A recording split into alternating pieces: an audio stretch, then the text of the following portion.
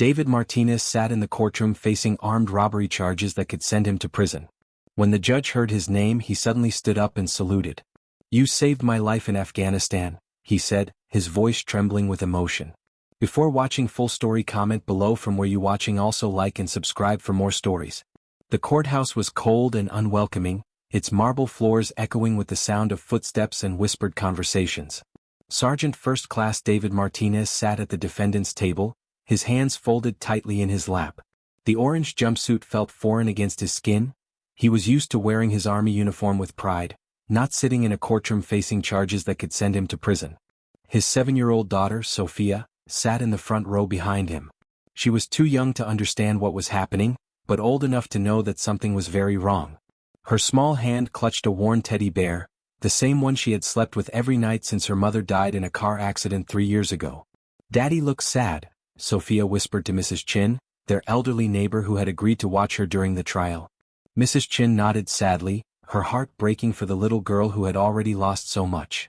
David's lawyer, a young public defender named Jessica Park, shuffled through her papers nervously. She was fresh out of law school and had never handled a case like this before. The evidence against David seemed overwhelming, and she knew their chances of winning were slim. "All rise," the bailiff announced. The Honorable Judge William Thompson presiding. Everyone in the courtroom stood as the judge entered. Judge Thompson was a stern-looking man in his 60s, with silver hair and sharp eyes that had seen countless cases over his 30-year career. He had a reputation for being fair but tough, and lawyers knew better than to waste his time with emotional appeals. The charges against David were serious: armed robbery and assault. The prosecution claimed he had robbed a convenience store at gunpoint, injuring the clerk in the process. The evidence included security camera footage that showed a man of David's build wearing a hoodie and mask, witness testimony, and the fact that David had been found with a large amount of cash shortly after the incident. But David's story was different. He claimed he had been at home with Sophia that night, helping her with homework and putting her to bed. The money, he said, was from his savings, money he had been putting aside for months to buy Sophia a birthday present and pay for her school supplies. The problem was, David had no one to back up his story. Sophia was too young to testify, and Mrs. Chin had been visiting her sister in another city that weekend. David's pride had prevented him from asking for help or letting anyone know how desperately he was struggling financially. Since his wife Maria's death, David had been fighting a losing battle. The medical bills from her cancer treatment had drained their savings. His disability from a war injury made it difficult to find steady work. The army pension wasn't enough to cover rent, groceries, and childcare. He had been too proud to ask for help, too ashamed to admit that the man who had served his country for 12 years couldn't provide for his daughter. "Your Honor," the prosecutor began, "the evidence will show that the defendant, David Martinez, committed armed robbery out of desperation. While we may sympathize with his situation as a single father, the law is clear. Actions have consequences, and Mr. Martinez must face the consequences of his choices." David's hands trembled as he listened. He thought about Sophia, about what would happen to her if he went to prison. Would she end up in foster care? Would she forget about him? The thought made his chest tighten with panic. The first witness was the store clerk, a young college student named Tyler Brooks. He walked to the witness stand with a slight limp, his left arm still in a sling from where he had been pushed during the robbery. "Can you tell us what happened on the night of September 15th? The prosecutor asked. Tyler cleared his throat nervously. "I was working the night shift at Quick Stop Market. Around 11 p.m. this guy came in wearing a dark hoodie and a mask. He had a gun and demanded money from the register. What happened next? I tried to stay calm, but my hands were shaking. When I couldn't get the register open fast enough, he got angry and pushed me. I fell and hit my shoulder against the counter. Then he grabbed the money and ran." "Are you certain the defendant is the man who robbed you?" Tyler looked at David, uncertainty flickering in his eyes. I think so. He was about the same height and build." Jessica Park stood up for cross-examination. "Mr. Brooks, you said the robber was wearing a mask. How can you be sure of his identity?" "Well, I mean the height and build matched." "But you couldn't see his face?" "No, but..." "And the lighting in the store that night was poor due to a flickering fluorescent bulb, correct?" "Yes, but I still think..." "Thank you, Mr. Brooks." No further questions. David watched his lawyer work, grateful for her efforts but knowing it wasn't enough.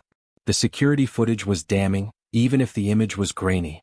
The man in the video moved with a similar limp to David's, the result of shrapnel that had torn through his left leg during his second tour in Afghanistan. The prosecutor called several more witnesses, building a case that seemed airtight. Then it was time for David to take the stand. "State your name for the record," the clerk said. "David Martinez," he replied, his voice barely above a whisper. "Speak up, please," Judge Thompson said not unkindly. "David Martinez," he repeated, louder this time. Judge Thompson was writing something down when he suddenly stopped. His pen froze over the paper and he looked up sharply at David.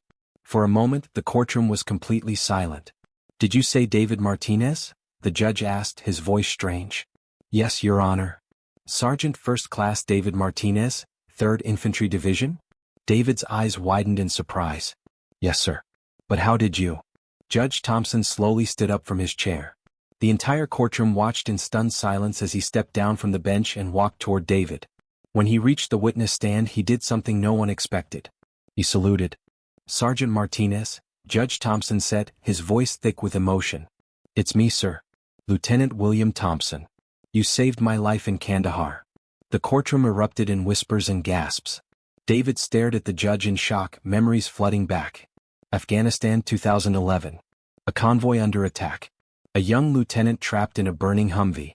David had risked his own life to pull him out, taking shrapnel to his leg in the process. "Lieutenant Thompson?" David whispered. "Billy?" "Yes, sir. Though I go by William now." Judge Thompson's eyes were wet with tears. "I never forgot what you did for me. I never forgot that you saved my life." The prosecutor looked confused and Jessica Park sat speechless. This was not how trials were supposed to go. Judge Thompson returned to his bench, but his demeanor had completely changed. "We'll take a 30-minute recess," he announced. "I need to review some procedural matters." During the recess, Judge Thompson called both lawyers into his chambers. What was said there remained private, but when they returned, the prosecutor's face was pale. "Your Honor," the prosecutor said, "after reviewing the evidence more carefully, the state has some concerns about the strength of our case. We would like to request a continuance to investigate further." Judge Thompson nodded. "Request granted. This case is continued for 2 weeks." As the courtroom cleared, Judge Thompson approached David. "Sergeant, I need to speak with you privately." In his chambers, Judge Thompson removed his robe and sat across from David like an old friend. "David, what happened to you? How did you end up here?" David's story poured out: Maria's death, the medical bills, his struggles to find work, his pride preventing him from asking for help. Judge Thompson listened without interruption, his heart breaking for the man who had once been his hero. "David, I have to ask you directly. Did you rob that store?" David looked him straight in the eye. "No, sir. I swear on my wife's grave I did not rob that store." Judge Thompson believed him. He had seen David's character in combat, had witnessed his integrity and courage. This was not the man who would rob a convenience store. "We're going to figure this out," Judge Thompson said. "I can't interfere with the legal process, but I can make sure you have proper representation." 2 weeks later, when the trial resumed, David had a new lawyer, one of the best defense attorneys in the city, working pro bono. The new investigation had uncovered crucial evidence that had been overlooked. The real robber was caught attempting another robbery 3 blocks away. He was arrested with the same gun used in the quick stop robbery, and when confronted with the evidence, he confessed. The physical evidence showed that while the robber was indeed of similar height and build to David, he was actually left-handed, while David was right-handed. The limp that had seemed so incriminating was actually quite common among many veterans in the area. Furthermore, the investigation revealed that David had been telling the truth about his whereabouts that night. A traffic camera 2 blocks from his apartment showed him returning from the grocery store at 8:30 p.m. with Sophia, hours before the robbery occurred. When the real perpetrator was brought into court, Tyler Brooks immediately identified him as the actual robber. "That's him," he said with certainty. "That's definitely the man who robbed me." All charges against David were dropped. As David walked out of the courtroom a free man, Sophia ran into his arms. "Daddy, you're coming home." "Yes, baby," David said, holding her tight. "Daddy's coming home." Judge Thompson watched from the bench, a smile on his face. After court adjourned, he approached David again.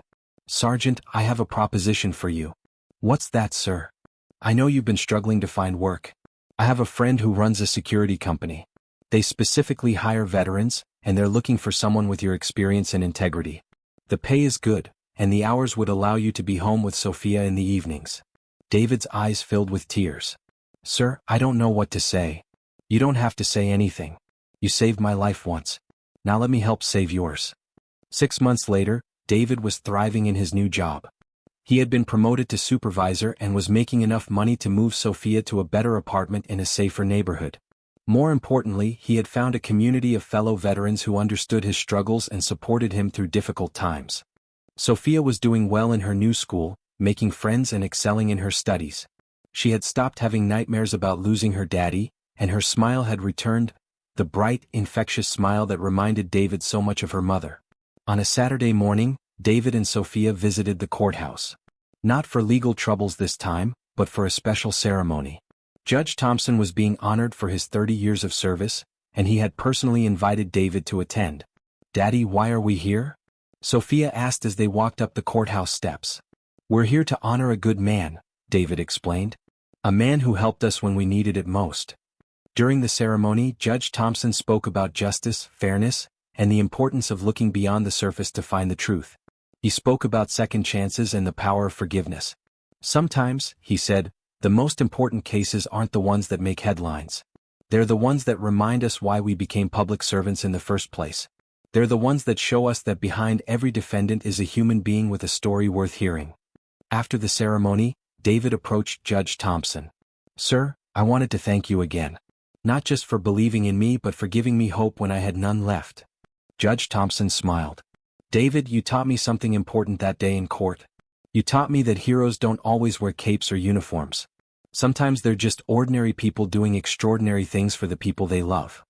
And you taught me that help can come from the most unexpected places," David replied. As they stood there, two men whose paths had crossed in war and crossed again in peace, Sophia tugged on David's sleeve. "Daddy, can we go get ice cream now?" David laughed and picked her up. "Of course, princess. We can do anything we want." Judge Thompson watched them walk away, a father and daughter with their whole lives ahead of them. He thought about the twists of fate that had brought them together, about the importance of never giving up hope, and about the bonds that connect us all. That night, David tucked Sophia into bed and read her a story about a knight who saved a kingdom. As she drifted off to sleep, she mumbled, "Daddy, are you a knight?" David smiled and kissed her forehead. "No, sweetheart. I'm just a soldier who learned that sometimes the most important battles are fought not with weapons, but with hope and perseverance." "And love?" Sophia asked sleepily. "And love," David agreed. Outside Sophia's window, the city lights twinkled like stars. Tomorrow would bring new challenges, new opportunities, and new chances to prove that redemption is always possible. But tonight, in a small apartment filled with love and hope, a father and daughter slept peacefully, knowing that sometimes the darkest moments can lead to the brightest beginnings.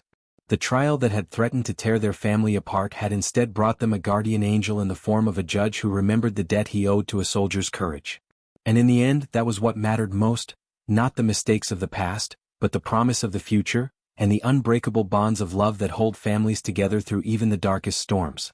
Judge Thompson had stood up in that courtroom not just to salute a fellow veteran, but to stand up for justice, for second chances, and for the belief that every person deserves to be seen not just for their worst moments, but for their best ones too. And in doing so, he had reminded everyone present that true justice isn't just about punishment, it's about redemption, hope, and the courage to do what's right, even when it's not easy.